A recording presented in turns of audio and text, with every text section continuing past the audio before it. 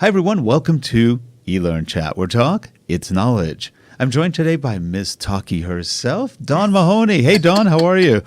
Shouldn't I be Chat if I'm Chat? You could be Miss Chatty. Yes, you could. Yes, we'll call you driving Miss. We're driving Miss Chatty today. So, how you doing, Dawn? I'm well, and you? I am good. How's the climate holding up in Wisconsin? We are very spoiled because it's been warmish for winter. 40s for the last 2 weeks. That's and we're wonderful. getting a light dusting of snow today. See, I thought you were going to get punished after the loss on. I figured you guys would be sub-freezing at this point. So you're lucky. That's good. And for the record, yes, I was cheering for the Green Bay Packers. Yay! I love my Green Bay Packers. They're a good team. I mean, they played great until the second half where they kind of disappeared and went on vacation. Nobody didn't tell anybody. Yeah, in my opinion, it was the last 7 minutes. The last 7 were horrible. Yeah, and by then, that's when Aaron Rodgers couldn't do it. Anyway, we have a guest today, but let's do our intro real quickly and we'll get going.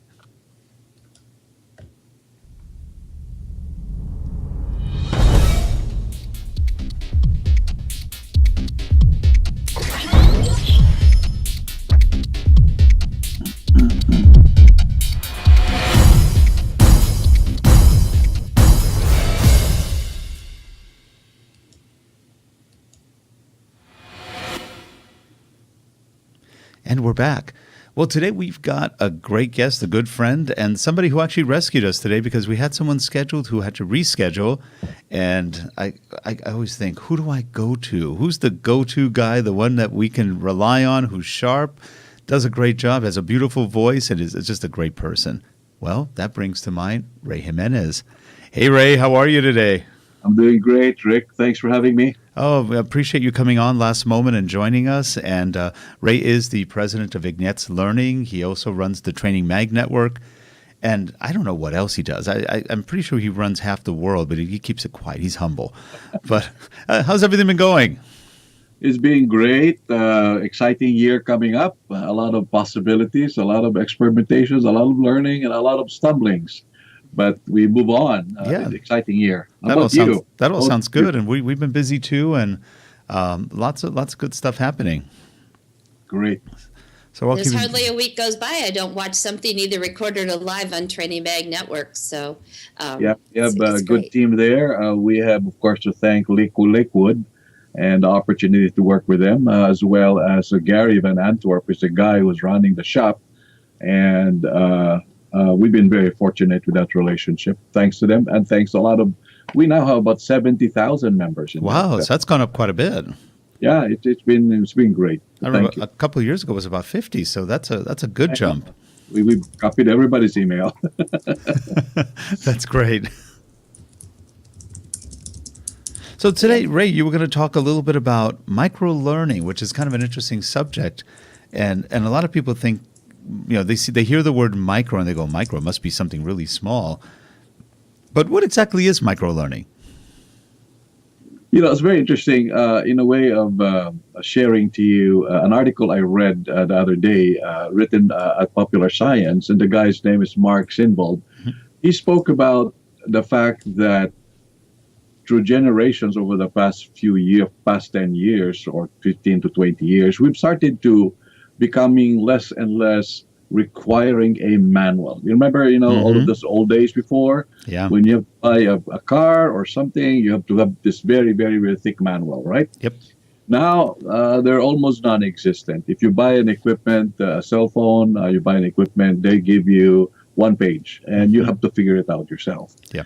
So what is really going on with microlearning is something that is really more akin to the way we learn. We learn by small bits and pieces. We never learn the big chunk of things. But history tells us that we have to go into a classroom because that's the way things are organized by the training department, right?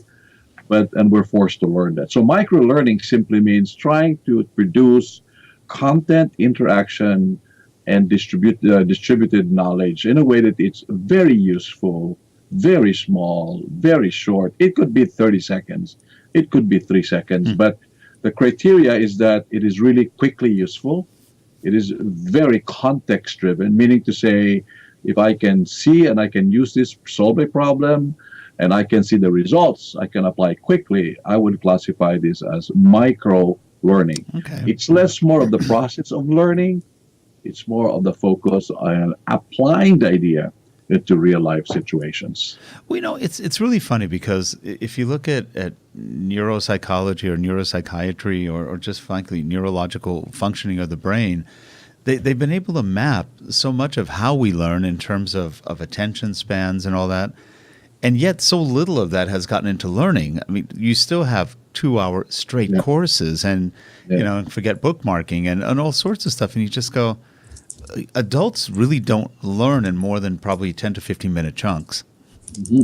Yep. And I think that the learning industry is catching up with it, but it might be catching up in a very hidden, invisible way. Like today, I mean, how many of us, when we learn something, what do? We don't go open up a book. We go to Google, we check our cell phones, we go flip and thumbnail something. We are already doing this because the technology allows us. Right. But unfortunately, I wish and I hope that our industry can aggressively follow this, because the abundance of solutions are there. Because today we still are saddled with so much of 100 years of cramping things together, which is sometimes I think there's just some kind of a, how do you call that, conspiracy going on there, Rick. Yeah. Well, it's working because we're all getting really stupid, so it must be working. Well, just-in-time learning has always been needed, so and cheat sheets have existed since forever. Yeah. So, I think they were writing on cave walls. Remember how to do this next time in hieroglyphics. Right. So microlearning is an updated term. What differentiates that from what I think of as just-in-time training or just-in-time learning, or is there a difference? Well, just-in-time training is just another way of naming that you can use the information, and it's probably the same in terms of its content. But I think from my observation, I think it's really more of defining the content so that it is less of a factual content, but more of a context content. If you split up a very big lesson, you end up with several factual content. What is really happening is that in learning on demand or training on demand or in microlearning, it is a learner developing the context quickly on how do I use the information and go somewhere to get the information. So in that regard, they're actually the same. I just want to emphasize the fact that to build learning on demand is a challenge because a lot of people are still doing it the same way. Right. So what are they doing? They're just chopping up the paragraph of the content. They're still putting big learning objective. They're still giving a test. For me, that doesn't really require as a micro-learning because it doesn't become as useful and as flexible and as quickly as a learning would like to go. So micro-learning for me is almost devoid of a learning objective. It is almost devoid of the classical things we see in how we compose a content. So in that regard, it may differ, but sometimes these are just naming conventions. But there's a huge difference in terms of departing to the way we construct them from the way we construct training and learning per se. Well, it's interesting because if you go to something like lynda.com, everything is structured in probably 2 to 5 or 6 minute lessons maximum. That's kind of a form of microlearning because you may go into a course to learn one thing. For example, let's say you're learning After Effects, but you only really need to learn how to green screen real quickly. You take that one little lesson, it's 4 minutes or whatever it is, and you're done. You go in, apply it. Now you've actually learned something and you're actually putting it to practice instantly. Versus taking a whole course and then trying to remember what you took. And usually you have to go back to remembering, how did I do that? Or how do I do this? So it's interesting because it's there for us. And I like your analogy of Google. In essence, Google is micro-learning. You're looking something up, whether it's how to do something, how to get somewhere. It's teaching you. Every single day, many times a day around the world, people are learning from Wikipedia and Google and Yahoo and Bing, YouTube. That's my go-to place. I was struggling with something with my computer last week. I didn't think to go to Apple. I thought to go to YouTube first. And it worked, right? Yep.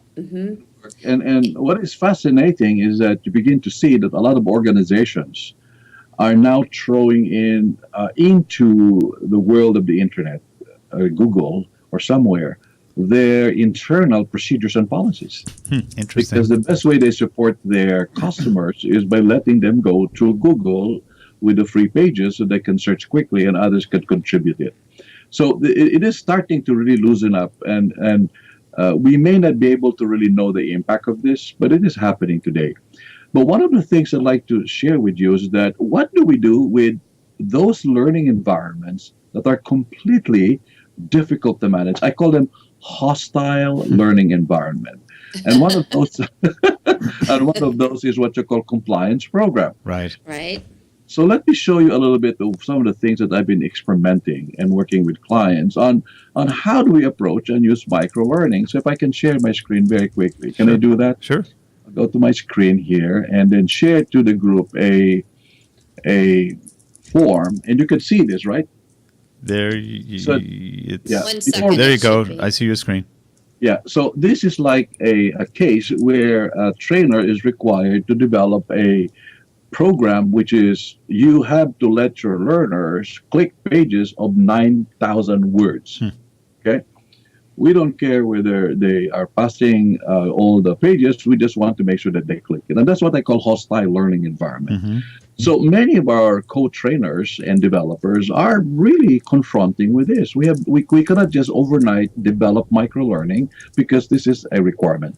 So from a very hostile learning environment, what we have done was to sort of develop a process whereby why don't you can see the screen in here, develop and find out the most important things that people learn on that compliance program and add on a more interactive lessons, story-based or whatever, in those highlight moments. And you begin to see that the most important part might be 20%. Now we call it micro lessons because even if it is a very structured, linear learning, you can still harness the power of micro lessons by putting into the highlight points of your learning presentation. So it doesn't have to be, I remember a friend one time telling me that we have a lot of constraints today. And if we have an immediate opportunity to develop Google-like search engine for content, that's great. But there's a lot of ongoing programs, hostile environment like compliance and technical training program that we need to apply microlearning, elevate those key must learn, and make them smaller lessons, and yet it's still in the linear structure. Mm-hmm. So I just wanted to share that with you. Well, that's an interesting point, too, because in essence, with what you just said, I mean, who really came up with the idea that compliance has to be 1 hour or has to be a 40? It's really kind of The lawyers did. Yeah, well, I mean, think about it. How many times have you been through compliance training and it was long, wasn't necessarily educational. A lot of times they cover points, but it's really meant to sit you there for an hour or two or whatever the requirement is, just to say you're indemnified. You were held hostage for that hour or 2 hours. You are now compliant. Yeah, but how much of that is really effective? Yeah. And if you look at a lot of compliance courses, they're not really geared to be educational per se. They're there to get you through it, get you out, and you move on. So the idea of microlearning for something like compliance makes sense to me because you don't have to spend all the time learning, or at least sitting. It's sort of like here, if you have too many traffic tickets or whatever, you have to go to driving school, which means you sit for, I think, 6 or 8 hours literally in front of a computer just wasting time. It's more of a punishment than it is a learning experience. And it's just an interesting point.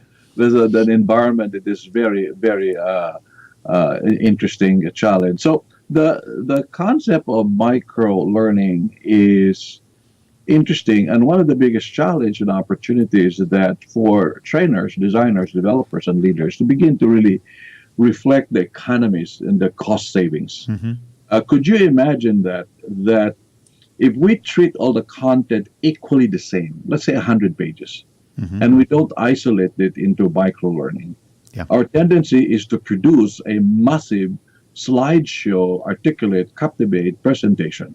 It was boring, right? Mm-hmm. So it is very, very boring because you're forcing the learners to learn everything. So one of the things I have learned is that once you separate them from micro, smaller lessons, you can allow the learners to go in and out and Yeah. only check the areas that they need to be checked on. Mm-hmm. It becomes convenient.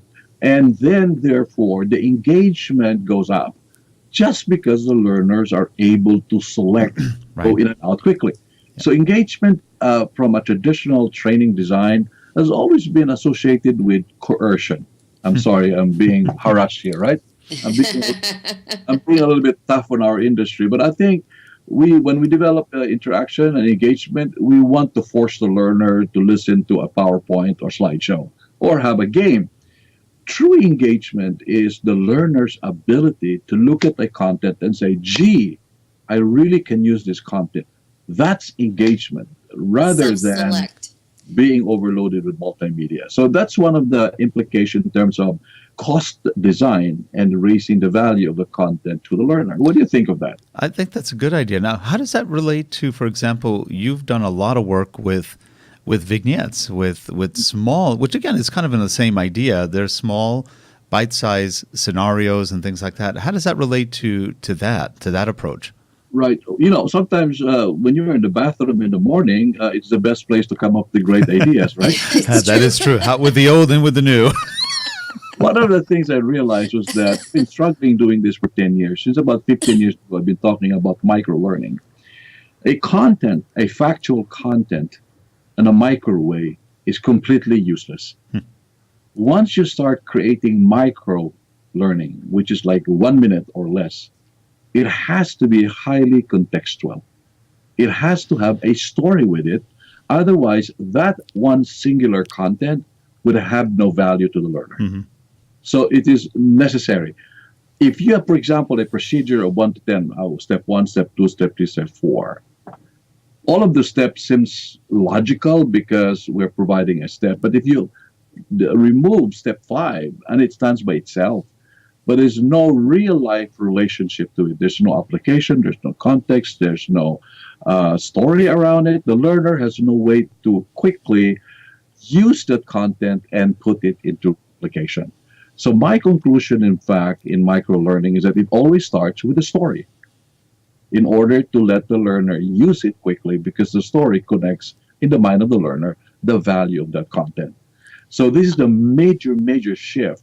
A lot of our trainers design, you start with a fact, and then you let the learners figure out how to apply it. But being micro, it has got to be story-based. So that's my conclusion, Rick. Mm-hmm. Ajay wrote in the chat box that he said, isn't microlearning equivalent to a virtual help desk in an organization? And I think that's a good way to think about it, or fingertip reference guides, or any and all of those performance support tools fit into this category.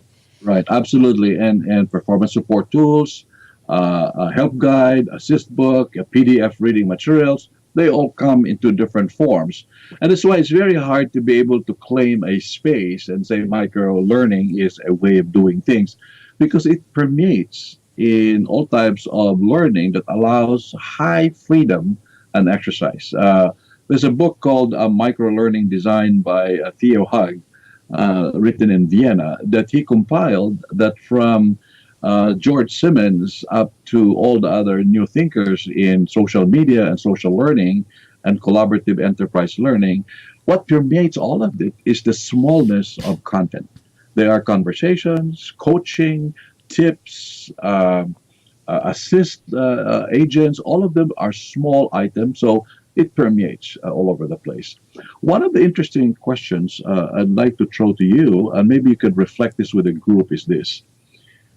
If people are learning by small bites, okay, I grab this, I apply it, I grab that, I apply this. Oh, I have a problem, let me get something and apply it. So we're learning small bites. The question that comes to my mind is this. When we teach people how to learn by micro-learning, do we help them to succeed or to fail when they try to learn complex objects or complex content? Are they able to learn better when they now confronted with complex subjects or objects or content, or would they fail? So what do you think? That's a real good point, because one of the first things you learn in most analysis work or systems analysis or or project analysis, whatever kind of analysis you're doing, is to break the complex into the simple.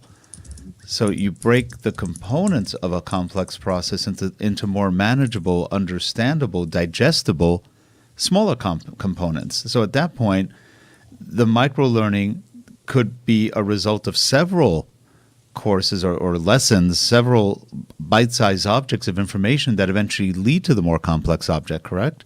Right? And we should always layer an approach, right? So we review what we've learned and then add another component on top. I think if you don't link it to the previous learning, then it doesn't always have as much bearing.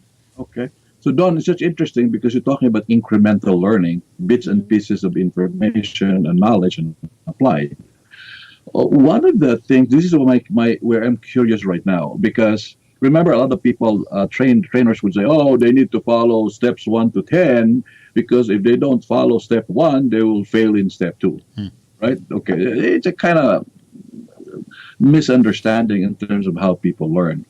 My thinking is that because people are learning by microbytes, we are transferring or developing a different learning behavior. The initiative is higher. The learning interest is higher. The curiosity of the learner is higher. The self-driven initiative to get the answer is higher. So when that learner is put into a far more complex content situation, he may be able to, or she may be able to, become a more effective learner because he has been a more self-driven learner using micro lessons. Any thoughts on that? Yeah, I have one question on that. That you're saying that, I think to become a good micro learner, you probably have to have before that a good foundation, because they may not have anything to build on if they're just getting into the small components of it. We need to have some sort of frame of reference, so whatever that is. If we're looking at competencies required for the job, skills that they need to, whatever, you have to have a framework, I guess. Yeah, that's very interesting, and it's very, very provocative thought, because I always have heard people say about the foundation.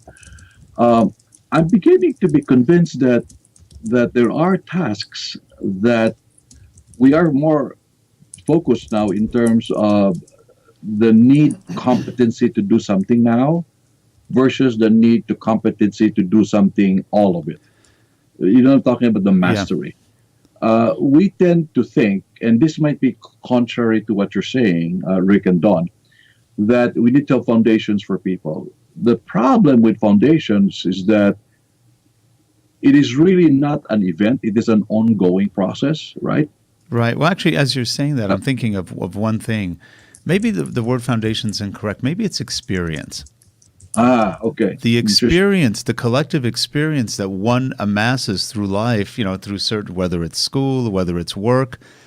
Right. If the more experience they have at doing different things, then the micro-learning becomes maybe more relevant to those experiences.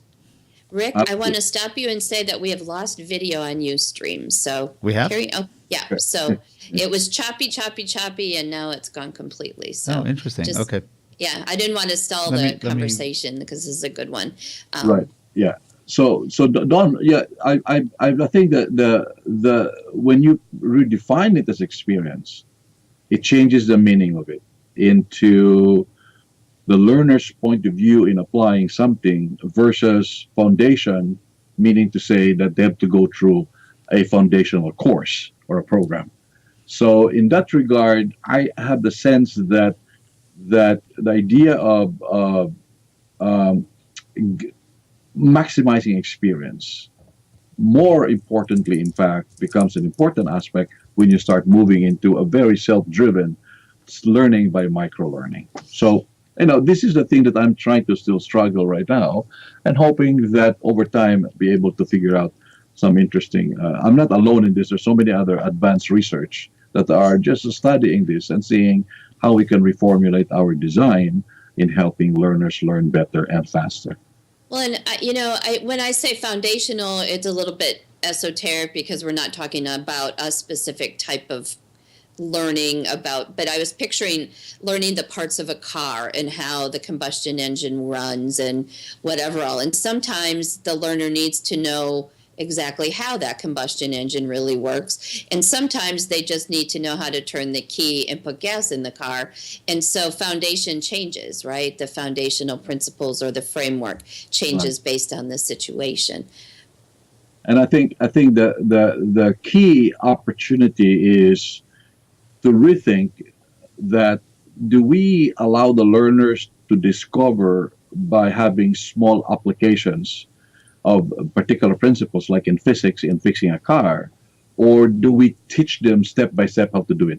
So this is kind of controversial because you can give them a guide, but I think that having a small guide and letting them go out there and do something is a much more powerful application of it versus, per se, spoon feeding or providing it. So this is kind of in line, right? And there's some learners that need to see the big picture before they can assimilate the small parts and pieces. And there are others that'll say, I only need to know what I need to know right now. I'll come back when I need the next step. So giving them the whole menu to choose from, I think, is kind of the answer. We shouldn't develop it one at a time and say, well, now you're ready. I think it needs to be available for them from the start, and then they choose what micro they need for now.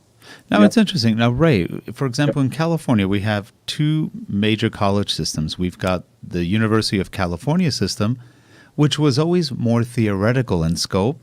And then you have the California State University system, which was always a bit more practical. And I don't know, and I know the California State system has gone down quite a bit, partly because of the high school students having gone down quite a bit. Have you ever heard of any differences between the more theoretical versus the more practical approach, which again would tie into the micro-learning versus the macro-learning, if you will?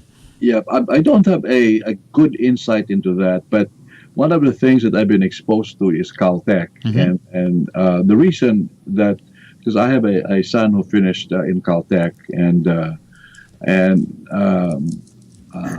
I'm a member of a club in Caltech, but I think the whole idea is that the opportunity for immediate application, troubleshooting, problem solving, case approach, solving problem is far more important from the learning process rather than go to classroom. And this is very, very difficult issue. There's so much argument around this. But in my own observation, again, this is my own humble world of experience, I've realized that we may provide some theories, but a lot of the learning really happens when the learner gets the micro idea and says, let me try it now. Right. Let me try it now. Like, it's as simple as, okay, I'm going to have to design this particular chip. I know this is what's described in this paragraph. That doesn't really make sense until they go to the lab and doing it. So there is a certain theory, but the theory is really more of a resource.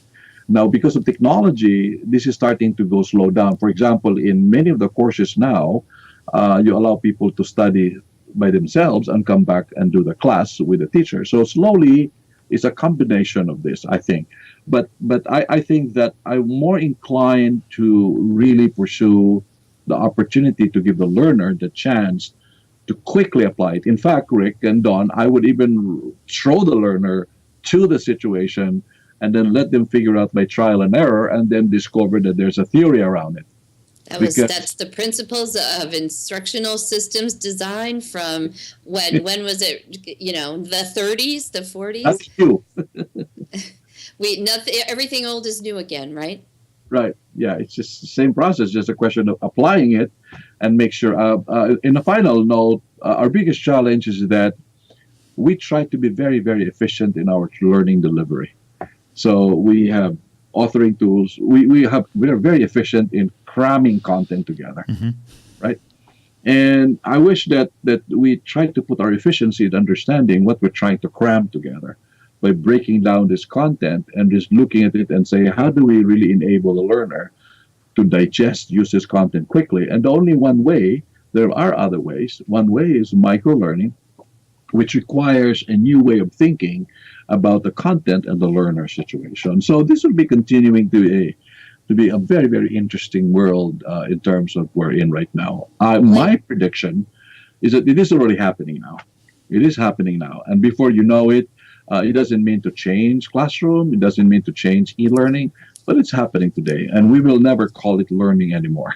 It will just be applying an idea, right? And Now, that's how people perform. now one of the key things that we see, and we see it with whether it's interns or just our own experiences with a lot of students, and this is maybe where microlearning or other things could make a difference, and that's the lack of curiosity among so many students.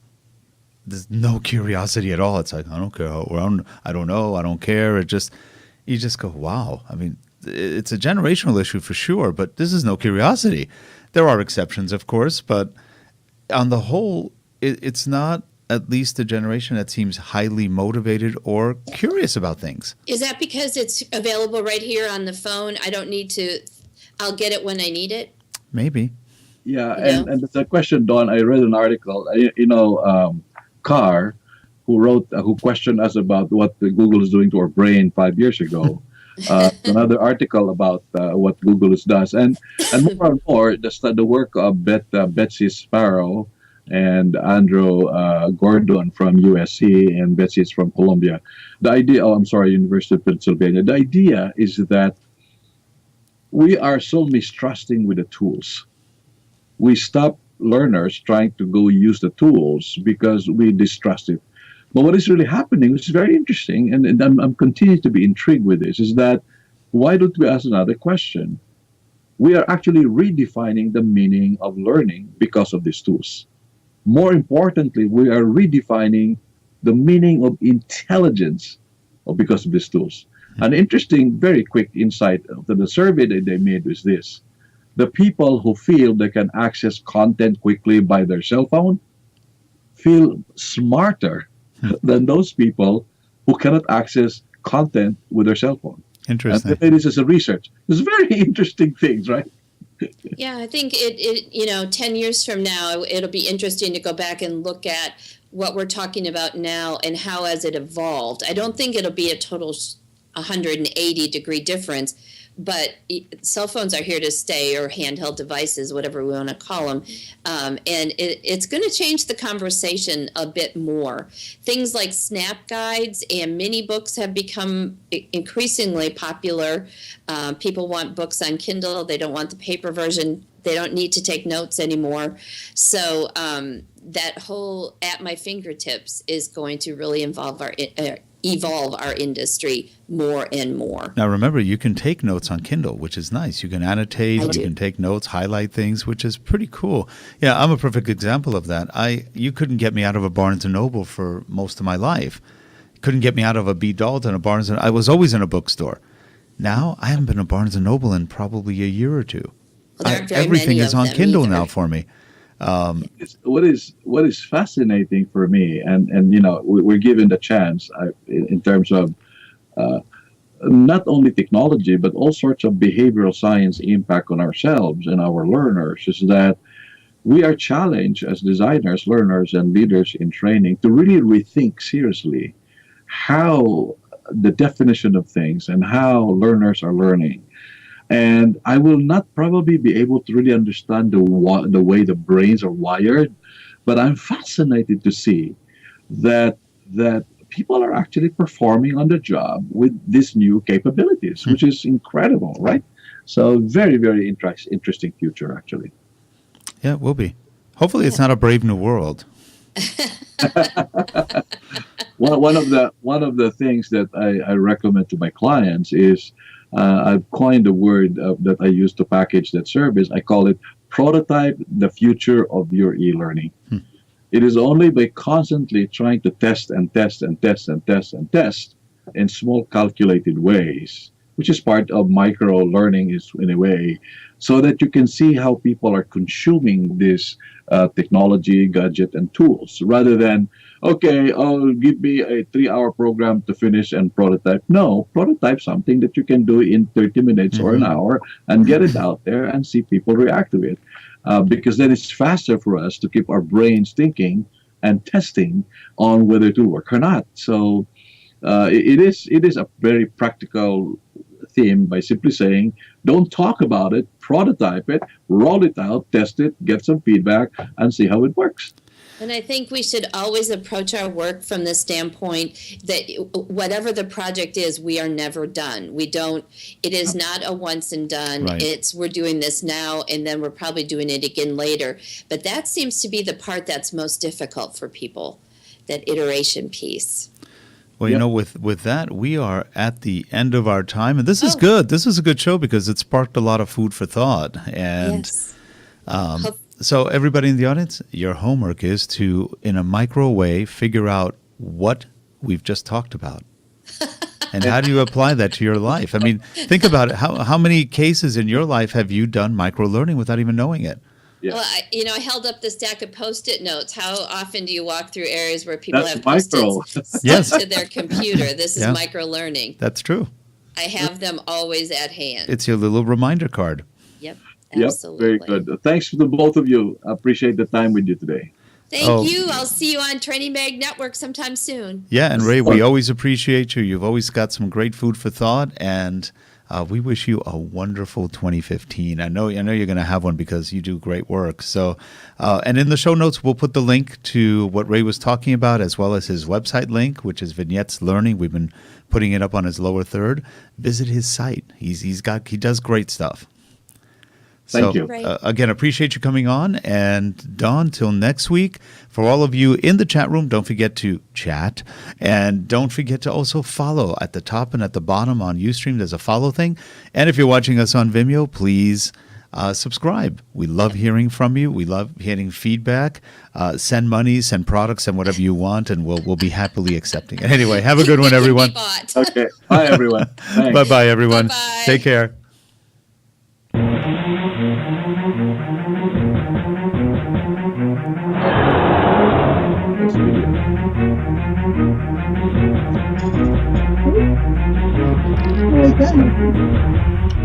Okay. Love you, honey. Okay. Bye.